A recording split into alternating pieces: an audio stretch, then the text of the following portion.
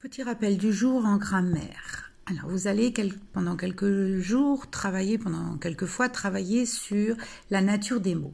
Alors, on a vu que les mots de la langue française sont divisés en différentes catégories. Alors, vous les connaissez. Je vous fais juste un petit rappel de façon à ce que vous puissiez faire les exercices après. Alors, la première notion que l'on vous connaît bien, c'est le nom. D'accord? Qui peut être nom propre ou nom commun. D'accord? Un chien, une valise, ma maman, une personne, un animal ou une chose. La deuxième catégorie, que vous connaissez aussi très bien, c'est le verbe. Les verbes, que l'on appelle V, d'accord, qui sont l'action de la phrase. Donc cela aussi, vous avez appris à les utiliser. Donc je vous mets les initiales parce que quand on va travailler sur les phrases, il faudra que vous fassiez de cette façon-là avec les initiales des mots. La troisième catégorie que vous connaissez, ce sont les déterminants. Les déterminants, pour l'instant, mais vous verrez que c'est un peu compliqué, pour l'instant, vous les appelez des comme déterminants.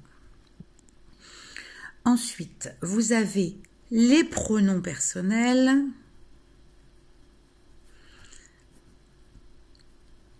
Les pronoms personnels, PP, vous les connaissez aussi, je, tu, il, elle, nous, vous, il, elle, et cette année, nous avons rajouté on, O-N, d'accord?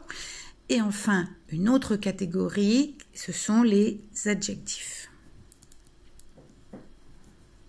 Les adjectifs qui permettent de donner des précisions sur un nom commun ou un nom propre, mais surtout un nom commun. Et dans l'abréviation, si par exemple vous cherchez dans le dictionnaire, vous trouverez l'abréviation ADJ. D'accord? Ça, c'est d'ailleurs une aide. C'est-à-dire que quand un mot, vous ne le connaissez pas, que vous ne connaissez pas sa nature, en le cherchant dans le dictionnaire, vous pouvez trouver l'abréviation, c'est-à-dire N, petit n, souvent s'écrit masculin, féminin, V pour verbe, ADJ pour adjectif, D pour déterminant et P pour pronom. D'accord? Parfois c'est PRON, ça dépend un peu des dictionnaires. Voilà, alors, les exercices que vous allez faire maintenant, ça va être de faire je vais vous donner des phrases ou des mots. Et vous allez voir que selon le mot que vous mettez devant, vous allez pouvoir expliquer ce que c'est, quelle est la nature de ce mot. Si je vous dis, par exemple, un salon, enfin des salons, d'accord, du salon dans une salle à manger, vous savez que c'est un nom commun. Pourquoi? Parce que devant, vous avez le déterminant. D'accord? Ça, c'est des choses que vous devez savoir. Mais voilà, il y a des mots qui sont très particuliers et c'est sur ça qu'on va travailler. Si je vous dis copie. A, un verbe ou un nom? C'est le petit mot devant qui va vous aider.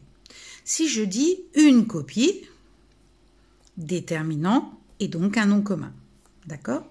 Mais si par exemple je vous dis je copie ou il copie, là ça veut dire que copie est un verbe parce que devant il y a des pronoms personnels. Alors attention, parce que parfois il n'y a pas que le pronom personnel, il peut y avoir un nom commun. Mon voisin copie sur moi. Qui est-ce qui copie? C'est mon voisin. Mon voisin, on peut le remplacer par il. C'est ça qui va être un petit peu difficile, c'est du travail de CE2. On va en voir petit à petit pour vous aider à comprendre le sens des mots et à quoi ils servent dans une phrase, et surtout à savoir les écrire. Donc ça, c'était un petit peu un rappel de ce que vous savez, et puis je vais vous donner des exercices.